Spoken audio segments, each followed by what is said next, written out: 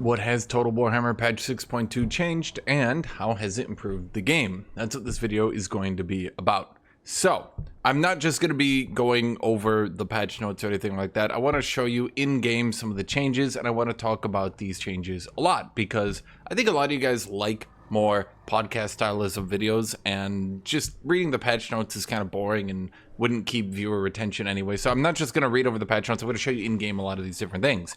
And I think some of these changes are hard to quantify by just reading the patch note. You won't get what actually happened. So I definitely think going in-game and showing you some of these things is just going to be better for the long run anyway.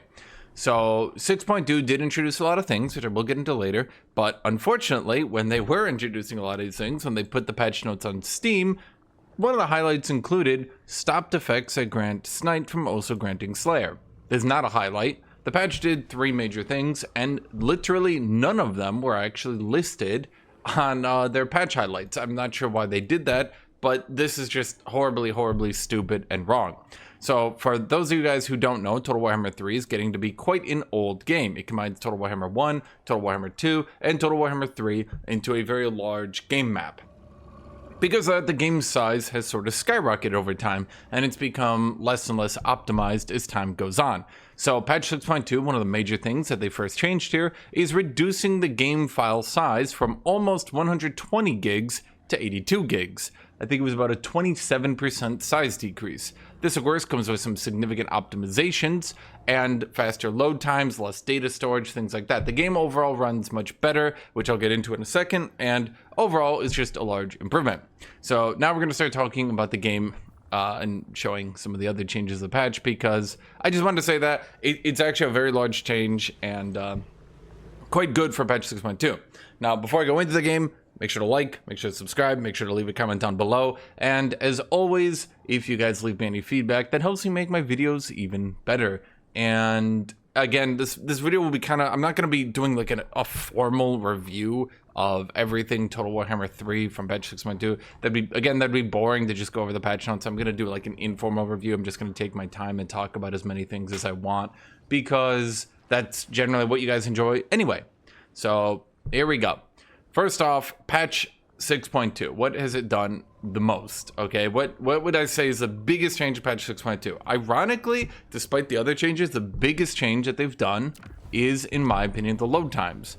By decreasing the load times substantially, they have managed to get the game, or I should say by decreasing the game files substantially, they've also managed to get the load times to be down, which in turn makes the game significantly more playable. For those guys who don't play Total Warhammer that often, you load in and out of battles very frequently. By loading in and out of battles all the time, and it taking up to a minute in the past, I got pretty frustrated. You would spend a lot of your time in loading screens compared to a game like, let's say, Bannerlord, where you can get in and out of a battle in like seconds. In this game, even with the faster loading times, you can see here that it's still chugging along, right? And it very much there. It didn't like me playing like that. In fact, you can see this game is still a bit unoptimized from the CPU side. So one of the big changes they did try to do is faster loading, lower file size. Both these things are good. So we're done with that. Now let's talk about this. I have, for the purposes of this game, I was playing Vlad. I colored myself red and I colored all the enemies green. That's really going to mess with your guys' brains, but it's funny to me, because I'm the bad guy. Anyway, as we go into the game, one of the big changes they did is actually not in the game quite yet. Let's go back to the menu screen real quick. One of the 2 big changes that they made to campaigns as a whole was the ability to, I just need to choose someone here real quick. They did accidentally put it in the end game stuff. They accidentally put these 2 options in the end game scenarios. They didn't mean to do that. They just did that accidentally. But there's 2 changes to the AI that they did. One, disabled by default, is minor faction potential. As you guys probably watched in my other videos on Total Warhammer 3, I talked about how minor factions need to die. The major factions need to eat them and use their resources, and if they don't, then the minor factions will just generally slow down the game, make it way too easy, blah, blah, blah. So one of the problems was the Empire players whined incessantly. The Empire seems to like run the development of this game. I don't know why, but at any rate, They had an AI beta at the beginning of this year, I think. Then they had a second beta halfway through this year. We're halfway through, so halfway through this year, right? In the first beta, they applied some changes. In the second beta, they applied some changes. One of the changes they removed from the first beta was that they made minor factions die. A lot of Empire players complained because their elector counts are considered minor factions. When minor factions died very quickly, it made the Empire players sad that they couldn't unify the Empire in 17 turns. So now you can turn on minor faction potential, meaning that if you're playing the Empire, you can now turn on your cheats and cheat yourself to victory because you want to feel good about yourself. Yes, I am making fun of you. Yes, this is basically a cheat for Empire. The second thing, though, is that there was something in the first beta that I really liked that wasn't included in the second beta for some reason. This was AI strength and threat assessment. To read this out loud, when checked, campaign difficulty settings are overridden so that AI factions are always better at assessing threats based on strength and proximity of rivals, in addition to having generally increased hostility towards unknown factions.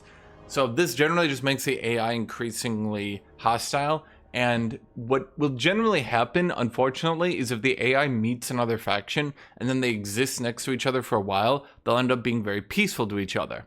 Now, this has a couple of problems. I'm not going to go into them too much, but basically this setting helps reduce that. To tell people who don't play Total Warhammer, basically imagine two neighbors who hate each other, but the longer they sit next to each other, the more they grow accustomed to each other and kind of tolerate each other's existence, right? So what this means is that if a faction hasn't met another faction yet, it's going to be increasingly hostile towards it, and it won't start already liking them for some reason.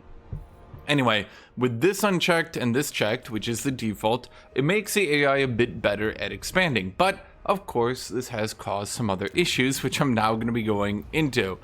There are a few issues unrelated to this that I also want to be getting into. You actually already saw it when I loaded into the game. You saw one of my biggest pet peeves with the current AI, which I want to talk about a lot. It's legendary heroes. See, the AI does not use legendary heroes. Now, for those guys, once again, who don't play Total Warhammer 3, there are heroes and there are legendary heroes. Heroes you put into an army, or you can use them for their actions on the campaign map. Legendary heroes are way more powerful than regular heroes in fighting, but generally their actions aren't any better. Some actions are better, but most often, overall, they aren't better. So you can see here, I can use a hero action to hinder replenishment, but generally speaking, legendary heroes are going to be much more powerful within an army, actually fighting in battles. We can see right here, Ulrika Magdova. This is a legendary hero. She is extraordinarily powerful and would be best used within an army. Despite that, the AI sits her around here and does absolutely nothing with her. We could probably, if we look long enough, see Bragg the Gutsman running around as well from the Ogres. The AI does not seem to use legendary heroes in their actual armies. Unrelated to patch 6.2, but just a general complaint that I will never stop complaining about, is just the fact the AI desperately, and I beg you, desperately needs to use legendary heroes in their actual armies. In addition to that, they just seem to generally not use heroes in their armies at all, very often. I don't know if this was changed because Skaven were spamming too many heroes. Skaven got a lot of heroes early in the game, and maybe people got annoyed at Skaven constantly putting heroes in their army and making them more difficult to fight. But the problem right now is that because here, I can just show you this right here. We can see here's a hero not in an army, here's a hero not in an army, and here's a hero not in an army. 3 heroes are not in armies. One of them a legendary hero. Despite that, the AI is trying to fight me over here. Not possible. I don't serve you. Why is that? Why is the AI trying to fight me over here, but not even using all their heroes in order to do that? I don't know. Nobody knows. In fact, if we look at these armies, we can see there's not one hero in these armies to begin with. Very odd, that one. If we look over here, if we look at the ogres, we can see once again, there's only one singular hero in both these ogre stacks. This is nothing to do with patch 6.2. This is actually just a huge frustration I have with the game as a whole, and because like if you look at my stacks, right? Hero. Oh, here's another stack. Hero, Can't just find, where's a random stack? Here's a stack. Hero, hero. Here's another stack. Okay, no heroes. It's just a zombie stack. So when I play as a human, I put heroes in my armies because they're very powerful. When an AI plays, they don't put heroes in their armies, and they end up quite weaker for it, which is just a big frustration with mine. But second off, a big problem I currently have with the system is you might notice it's turn 34, and I've expanded very, very, very slowly. Now, I expanded slowly because I thought to myself that with the new patch 6.2 changes and the buffs to the AI, that the AI might be significantly better at attacking you, back like Warhammer 2. For until Warhammer 2, the AI would attack you non-stop. They would swing into you forever and ever and ever. They love to attack you. And it made the game sort of feel like a tower defense where you were defending against waves of enemies, but it also made the game very thrilling in a way because you were constantly being attacked, you had overwhelming odds against you, and you constantly had to cheese and not cheat, but, you know, use every resource at your disposal to beat the highest difficulty. I'm in the highest difficulty right now, and this has been a complete cakewalk. It's not because I'm playing vampire counts. Vampire counts is a middle faction right now. They're not even the best. If I was playing dwarves or empire, I'd be doing clearly better. If I was playing Khorne, I would have a even easier cakewalk, right? But here I am playing a middling faction, and I have never been threatened. Now, why is that? Nothing to do with patch 6.2, but they tried to improve the AI in patch 6.2, so I think it's worth talking about these problems. That's because the AI never declares war on you anymore. There used to be a problem, and I don't think it was actually a problem. Some people thought it was a problem. I didn't, where the AI hated the player. Generally speaking, the AI would absolutely hate the player. The player could do a lot to try to diplo the AI, you know, sell settlements, give trade deals, give money to try to get them to go away. But at the end of the day, the AI would still hate the player and would constantly declare war on them. Over the last 3 years, the AI's, let's call it anti-player bias, has been toned down again and again and again and again and again and again and again and again and again and again. We're currently at the point where the AI does not hate the player at all. In fact, the AI hates the player so little that it barely even acknowledges your existence. I'm at turn 34, and Franz has not declared war on me, as Vlad, who's killed multiple humans, is currently killing another human. This guy's negative 124 relations with me. Not only has he failed to even wipe out the Borrow Legion, despite being at war with them for a very long time right now, not only has he's at war with Clan Skyer. Clan Skyer is all the way down here. He's at war with the Fecundites, who he's failed to wipe out as well. So here we can see that Karl Franz has not declared war on me. For those of you guys who don't know, Vlad and Franz are literally the original nemesis of this game. They were back in Total Warhammer 1, they were the biggest rivals. Despite being the biggest rivals, Franz has all but ignored my existence, failed to actually kill any of his regional enemies, and just sits there doing nothing. One of the other enemies who constantly will screw with vampire players is Mr. Ungrim Iron Fist here. Ungrim Iron Fist has also failed to wipe out the Bone Rattlers in any reasonable way, and instead has just been sitting there doing nothing to me. Drysha often hates the vampires as well, and will come down here, and despite that, Drysha has also done nothing. She's trying to kill the Fecundites, so Drysha and Vlad are comboing together to kill the Fecundites, and they failed to do that. The AI really has issues wiping out its rivals. I know it does, because when the AI goes to attack you, as we can see right here with Grenstadt here, the AI will sack cities instead of conquering them. It will sack a city, then run away. It will, as we can see right here, run through attrition for no reason. A lot of people seem to think that the AI taking less attrition is a cheat and makes the game too hard, but as a vampire player, I can tell you right now, the AI is so dumb when it comes to running through attrition, it should basically just not take attrition at all. In fact, I think one of the best things that the developers could do is go back to making it so the AI only takes like 5% attrition, because holy crap, they are so dumb when it comes to attrition. You're watching in real time the real problem when it comes to the AI and balance and difficulty in games like this is you get players who whine that the game is too hard because the AI poses any challenge at all, until the AI gets changed repeatedly over time to just being so simple. I feel like they're in this case, they are literally running up to die. they're running through attrition with pretty low tier armies. We're turn 34, so reasonably. In the first beta, I think the AI would have at least mid to high tier armies by now. Certainly, Such ignorance. she does over here. Oh, what was her faction? So close. Elspeth actually had pure armies of great swords, cannons, Ironsides. Like, these were actually decent armies, and they were somewhat competent and somewhat fun to fight. Unfortunately, Vlad was so overpowered due to something I'll get into later that they didn't really pose much of a threat.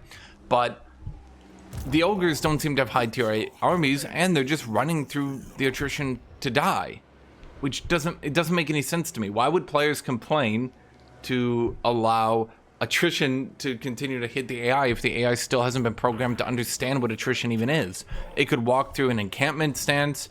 I believe raiding stance for ogres also ignores attrition, but it might not. At either rate, they could use encampment stance. They could set up their own camp up here. The AI could be taught reasonably how to deal with attrition, but they're just not. And then they got their attrition cheats removed, which has just exacerbated the problem, and now they literally just run up to die. So they don't take your settlements, they take attrition, they act stupidly, they don't wipe out the regional rivals in time and declare on you. And overall, I've just found this game to be diplomatically quite boring. It's way too easy to completely take over your region. It's way too easy to kind of just get ignored by the AI. And as you continue to increase in faction strength, and as you continue to get more armies, the legendary AI cheats will slowly start falling off. And as you, the player, continue to build your cities correctly and leveling up, you will get more strength rank, which makes enemies less and less likely to attack you. See, in Total Warhammer 2, because the AI would attack you constantly, all the time, everybody around you was constantly swinging into you, it meant that you, the player, would often not get a good strength ranking. Because you, the player, would struggle to actually get even 2 provinces set up. Even getting northern and southern Sylvania set up could be a real challenge, as 3, 4, 5 AI were constantly swinging armies into you. And I think in that situation, it made sense for the AI to mostly sack your provinces instead of taking them, because sacking your provinces kind of left you an opportunity to get back into the game because they weren't just taking your land. But nowadays, it doesn't really make any sense. Nowadays, with the AI not really being that difficult to beat, it doesn't make much sense for them to spend that much time sacking your land other than just killing you. They should be killing you, right? So that's clearly a problem. Now, if I load a second save here, and I am harping on the AI because this has been an AI patch, I've titled this save, what is the AI doing? Because this save in particular, the AI had been making so many tactical blunders that it was kind of blowing my brain. But this one in particular started to really just like, I couldn't understand what the AI was even attempting to do anymore. The AI so often just makes so many stupid mistakes, seemingly just trying to get itself killed, that I couldn't understand what it was even doing. Now, for those of you guys who don't play Total Warhammer 3, again, the AI will often try to attack you, but it won't attack you if it's going to lose a battle. This does annoy some players, but a lot of people complain that the AI wouldn't attack you if it lost a battle. Once again, this is one of those things where they made the game significantly easier to appease people who are complaining. Now, the issue at this point is the AI will attack you constantly instead of trying to build up its armies and potentially play defensively, or maybe even rely on a garrison that might give it some advantage. Here's the AI with its last real army. We can see both legendary heroes in the stack. This is going at least pretty good. We can see all halberdiers, great swords, Hutchland long rifles. Like, here's a competent stack that's been made, right? So what did the AI do? Well, it didn't even bother to put its last hero in it. It ran away from its settlement. So as you can see here, it won't even get its settlement garrison defending it. And it just ran right up to a zombie dragon backed by Vlad von Karstein to die easily. Why did it do that? I do not know. I have no idea why it did that, but it did that. So we can also see, once again, and I did mention this the last time I did a video on Total Warhammer, the last problem that seems to happen with the AI is, of course, the Lord issue. As your heroes level up, they get lots and lots and lots of points. They get lots of skills, and these skills make you significantly more powerful as time goes on, right? And the problem right now is the AI will lose a lord, which means I need to start over at level 1, which has the significant issue that a level 1 lord has absolutely no power. They're worthless, they're weak, they will die for free. Even though this army is, you know, built with good units, even though hypothetically this army could be a challenge, because it's led by a level 2 lord, it poses no challenge whatsoever. So we're running into some issues. One, the AI is running up and losing its high-level lords in really dumb plays. Two, it continues to then try to sprint out low-level lords. And then 3, runs up the low-level lords to lose all its high-tier armies anyway. This is the last province that the AI could possibly build any good units in, and it's losing it without even trying to defend the gates. I mean, it doesn't have walls here, but at the very least this garrison could oppose somewhat, but it's running. Why is it running up? So I guess my complaint is, overall, even in patch 6.2, my complaint still is, and I will get into the magic item changes here in a second, even with these 2 changes they did to the AI, it's still a suicidal baby. It's still trying to get itself killed. It's still playing like a moron, and it still feels like a system where the AI hasn't been properly taught new mechanics, like legendary heroes are good to have in your army. I mean, here's the only time I've had to fight both legendary heroes. And I'm obviously just going to auto-resolve this army because, I mean, reasonably speaking, I don't think it's even worth my time to have Vlad just go kill people for 20 minutes, right? So the AI just feels like it's not trying to win the game anymore. It's not trying to win the game. They keep making the AI better, but it just feels like it's not trying to win the game.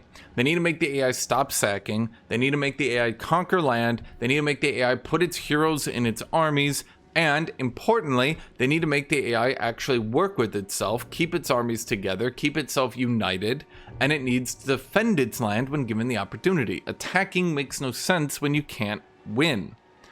Additionally, and I'm just gonna say this for like the 19th time because this is like a recurring problem. Oh, here Bragg's the Gutsman. Here's another legendary hero who's level 1 because he's never been put into an army, who's just running around scouting me. He's not even using hero actions to level up. He's just scouting me. He's using one of the most powerful legendary heroes. Actually, I don't know if that's true. He's using a legendary hero to scout me. So let's talk about this for a second. Here's the problem with auto-resolve. Do you see all my armies? Do you see all their armies? I click this button, and they're all dead. Auto-resolve to this day remains a giant cheat code. Auto-resolve needs to be changed that unless you have a decisive victory, it will not wipe all enemy units out. And it even needs to remain that decisive victories don't do full wipeouts unless it's like a decisive victory. It's a common recurring problem that auto-resolve is the best way to fight because the AI will take full casualties, not retreat at all, and you won't have to fight them again. Often fighting out battles, even on legendary, can make the game harder because by fighting the battle out, the enemy retreats off the field, gets a chance to either join a garrison, join another army, or do something. What I'm trying to say is auto-resolve is still, to this day, overpowered. And I'd really like to see that get nerfed at some point. Okay. So we've talked about the AI is just generally incompetent. We've talked about the loading changes. Now let's talk about the final thing. Why is Vlad so overpowered? Which I did hint at earlier. Why are all my heroes and lords so overpowered? Well, they did a good change, and I think it is very much a good change. Don't get me wrong. I was actually using my heroes to do hero actions because vampire lords actually get blood kisses from hero actions. Don't ask. I'm not going to go into it. But there were too many magic items in the game. Way too many. You got so many magic items that looking through them was just tedious. You look through all these magic items, and it just, you didn't want to manage them all, right? And it's been a recurring problem that there's been too much micro in the game. In addition to that, you can swap your best magic items onto whoever's fighting in a battle, so that every single time you fight in a battle, you just swap all your best magic items onto whoever's fighting in the battle. You win the battle, then you take another battle, swap all your best items onto that dude, repeat. They can just, a suit of armor can just teleport across the map like 5 times in 1 turn. Apparently. I didn't know. There should probably be like a 5-turn cooldown on swapping gear, but okay. What you're seeing in front of you is actually the magic items reduced considerably. I think by about half. So then, why is this so much better? Well, every single magic item in the game has been buffed considerably. Even the best items in the game have been buffed. You can see that right here. There are significantly less magic items in the game, but they're significantly more powerful. In addition to that, when you combine items, you will always get the same category, which allows you to pretty consistently guarantee that you can get high-tier armors, high-tier talismans, things like that. The issue here, of course, is that me, the player, am pretty smart. Me am's the smart. Why is that a problem then? Because I'm putting all my best items on my heroes. So here you can see we have a sort of bloodshed giving me a large melee attack boost. Gambler's armor giving me ward save. Talisman of protection giving me ward save. Extinguish fire. I was using that for a reason. If I could go to enchanted item. Do I have a better enchanted item? Where are my enchanted items? I guess I really don't have a better enchanted item. Well, we got Rod of Flaming Death, which is pretty nice. But you get the idea here, right? By making magic items stronger, but making them much more rare, it has definitely reduced the tedious micromanagement in the game, which is a good thing, but it's done 2 other things. Number 1, when you lose lords and heroes, you lose their magic items, which hurts the AI considerably, because the AI will always be losing its lords and heroes because it cannot ever delete units in an army, and it cannot ever build better units into an army. This means that once I beat an AI in a battle, they're dead. They lose all their magic items, and they cannot continue to sit on them. They cannot continue to build up. Additionally, if there is an AI with an outdated army, so you saw in the last save, the ogres were running up here with outdated armies. The AI is never allowed to delete units within an army to try to build higher tier units into it. So what they will do is fight with their units forever and ever and ever until they're eventually killed. Once they're killed, all their magic items are deleted, their lord is deleted, and they start over with a level 1 lord.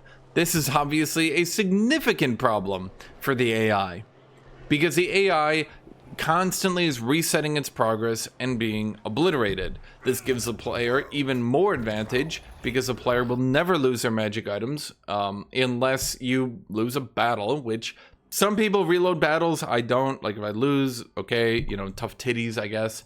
But some people reload any battle. The models are a bit outdated here because this guy's from game 1. Don't take this as the graphic fidelity of the game. It did get better.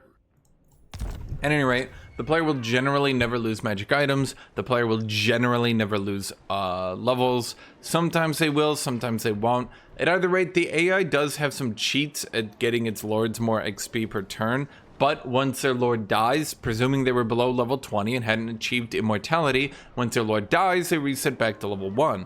A player will generally not lose their lords and heroes because they just don't generally lose battles. The AI is designed to run up, die, run up, die, run up, die. That's been the game's pattern, right? But by running up and dying constantly, of course, this raises concerns that now, especially with the magic item changes, that the AI will never, ever, ever be able to match a player. I think in this save, I finally got declared on, and even on turn 38, we can see back here, we can actually look at the lords and heroes. We can see even on turn 38 that Ungrim Ironfist, he killed Mr. Orc up there, and he finally got ready to fight. Now, what, of course, is the problem? We can see a level 1 lord here. We can see a level 2 lord here. At least he's putting heroes in his armies. Oh, he actually put his legendary hero in his army too. Incredible. And a level 9 lord. Level 1, level 2, level 9. This is the AI with full cheats. Why are they so low level? Because they're running up and dying. So the magic system as a whole is very, very, very good, in my opinion. This is a very good change that has made substantial improvements to the game.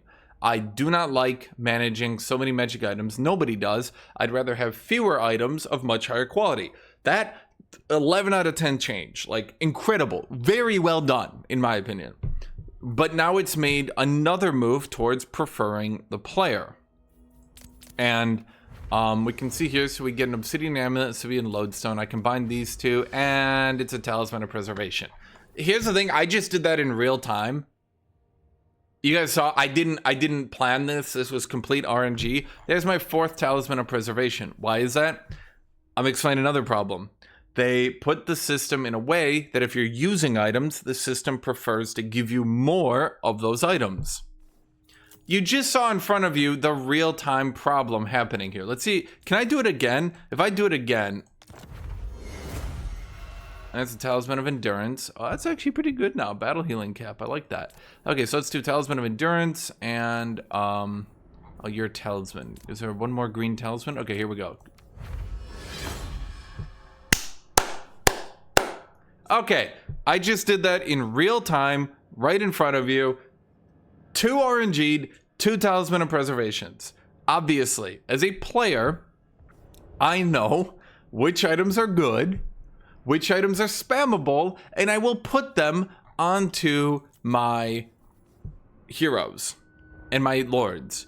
Unfortunately, by doing that, it runs into the issue that I can find the most OP or the most powerful ones, and it will just keep spamming them into my inventory. Surely, we understand the problem with this going forward, okay? I'm not exploiting the system. I'm literally, this good item, me use. Game goes, he use, me give him more of it. Good system in theory. In reality, now I'm chucking 18% ward save on every single lord I have.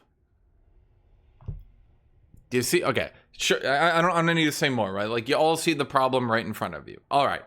So clearly a problem, clearly some issues here, clearly needs to be addressed at some point. Not much more to say other than that. Magic item change, like, good in theory, but the reality of the situation, having some problems with it. Okay. I think that's all I need to say about patch 6.2. Oh, the last thing, and this was pretty cool about patch 6.2. Let me see if I can find one right here. I think I had one. There we go. Blood Knight. They added a new unit to vampire counts called the Blood Knight.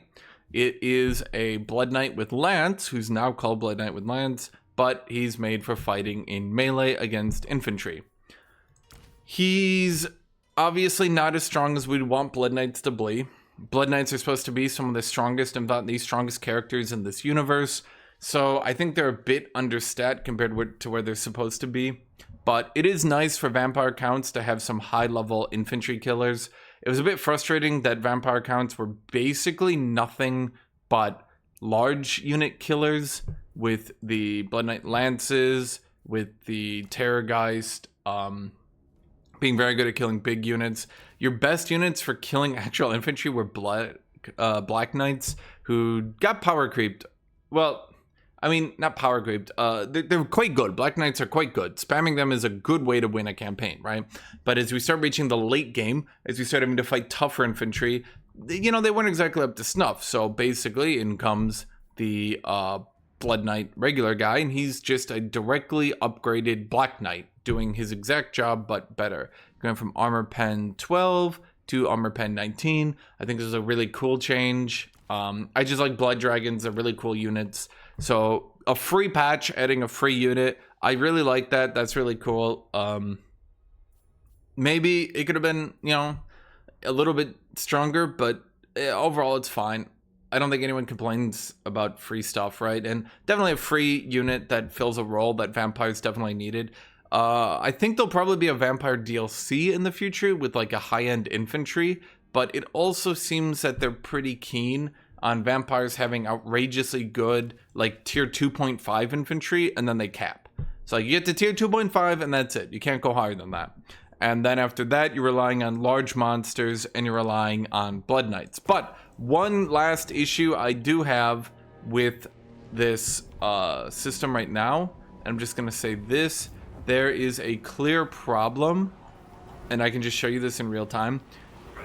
anything that's not an infantry or a low tier monster seems to have outrageously low chances of dropping.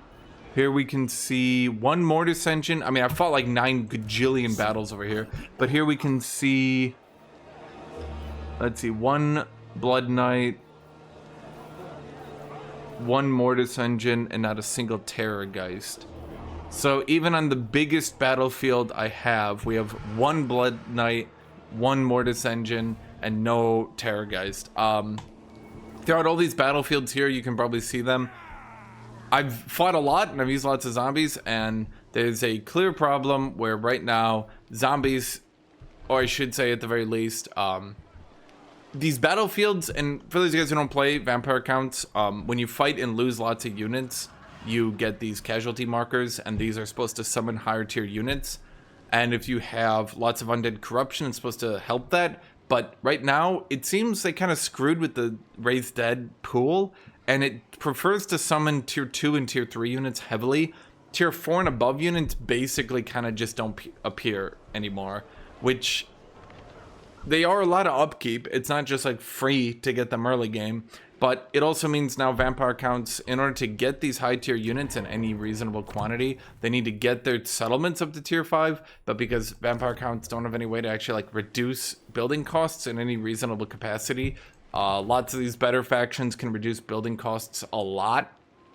Vampire accounts really can't, and so because of that, there is a clear recurring problem where, for the most part, vampire accounts are just gonna be sitting at zombie stacks with some graveguard, and then you can build black knights at tier 2, so you'll basically be sitting with black knights to do your killing, some graveguard, and then mostly zombies. And it does mean your stacks end up kind of being boring.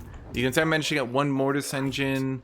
I got that blood knight I started with. Here's 2 blood knights I got from over here, as you saw. Here's 2 blood knights, mortis engine. I raised those, as you saw. So it's just a, I don't know. I mean, vampire guns, I can't complain too much because like they're still using a system from 8 years ago, and they've tried to modernize it, and they've tried to keep it up to date, and they did do some good bug fixes with it. There's a horrible bug that existed for like 3 months that got fixed that went totally under the radar, where you needed to have weird, it seemed like they wanted to nerf the AI, so they gave you extremely specific requirements to have a battle get raised, and that was quite frustrating because it didn't actually tell you in game that they changed the requirements. They did fix that back, so you can see I've definitely managed to raise a battle in almost every single province now. So I'm doing my best, but like if I'm trying this hard to raise undead, like I just like to get, the vampire count roster is already pretty limited, so I'd like to get some more of these high tier units is all I'm saying. At least, you know, a couple have fun with. Anyway, that's it. That's gonna be the video. Patch 6.2. Despite me complaining about the AI, remember these changes, the AI was already like this. They just haven't made it that much better. So they've made the AI better, but not that much better. And they've made, they made a lot of systems better, just not that much better, I guess is the best way to put it. The magic item system I definitely think is a huge improvement. The AI is doing better. It just, I feel like it's not trying to kill me hard enough. It definitely should be grouping these armies. I have no time for this. Instead of just sending like one dude over here, then sacking this and backing off, then sacking and backing off. I want to see this AI send 3 armies down here and crush me like it used to. I want to get crushed because I want to feel like I want to use all this power. I don't want to be sitting here on zombie stacks at this point in the game. Even though zombies are good, I want to be like, I want an enemy that could actually challenge my good army, and not one singular good army. I want my big armies to be challenged. I want these bigger battles to happen again where I can actually get challenged, although bigger battles are really painful to micro, so maybe that's why they changed it, because they're actually not that fun to micro. But at the very least, I would like the AI to try to kill me again, because I mean, come on, like, I shouldn't be able to get this much of the Empire moving very slowly and not even trying. Auto-resolving the vast majority of my battles, despite the fact I could play them out for almost 0 casualties. Like, you know, give me something to work with here is what I'm trying to say. Anyway, that's the video. Thank you for watching. Thank you for being here. Thank you, everybody. Once again, make sure to like, make sure to subscribe, make sure to leave a comment down below. Give me any feedback you have. Here's my overview of the patch. Here's my overview of Total Warhammer 3. Definitely still a game that I put a lot of time into. Definitely still a game that I enjoy playing. I just wish it was a bit better, is all I can say. I wish it was a bit better because it's a fun game conceptually. I just think they've given the player way too much strength and haven't given enough power back to the AI. I guess what I'm suggesting overall, I would like to see like a Giga Legendary difficulty where maybe like every 5 turns the AI gets +1 Lord Recruit rank or some shit like that. I want to see like an AI that is actually challenging for me. An AI where I want to use all my cheesy stuff again because I actually need to. I don't want to see, here's a crab stack of zombies and, you know, some tier 2 units with a mortis engine, and now I can go beat... Well, I mean, he's dead. He had strength rank, he was top 10, now he's dead. You know, and I killed him with these 2 crab stacks. You probably guessed in between turn 34 and 38, I wiped out all his armies with these crab stacks. Well, this one's not a crab stack, but you get my idea, right? Like, I don't know. Anyway, thank you all for watching. Thank you, everybody. And as always, I hope you all have a great rest of your day.